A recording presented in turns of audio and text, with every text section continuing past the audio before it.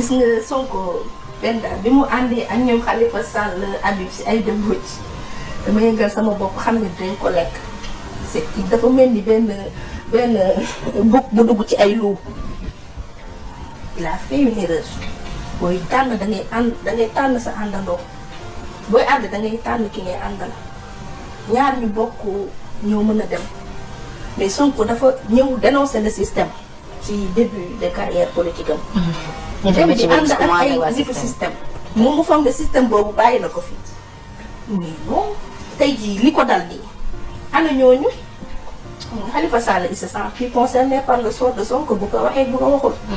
ay ñoom Habib Sy ay déboj ñooñu popularité Sonko rek ci la ñuy langaamu di wax lu neex booyam yi parce que électorat am la ñuy yóbbu. waaye de moom nee na Sonko mooy xolam. waaw mais bu mu ngi nii def na investiture mooy sama doom mooy sama xol. suñu yaay la nag. vraiment mais du def na investiture am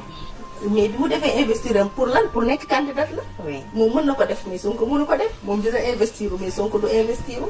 et tant d'autres personnes au sein de Yewwi marche bi ñu am tey pour def ñoom Sonko amu ko. et puis à savoir que dans Yewwi y a Déthié Fall am na benn condamnation 6 mois bu am ci moom est-ce que moom it on sait jamais ndax ci wàllu éligibilité loolu du ko poser problème bu ñu demee ba ci kanam dina gën a leer mais à part parce que ñoo nar a dem tey jii ba ci dépôt candidature ca conseil ñu gis ay surprise yoo ko mën na jib fu ñu ko foogeewu parce que am na ñoo xam ne traîné nañ des casseroles mais dañ koy ignorer mooy ce qui se passe avec la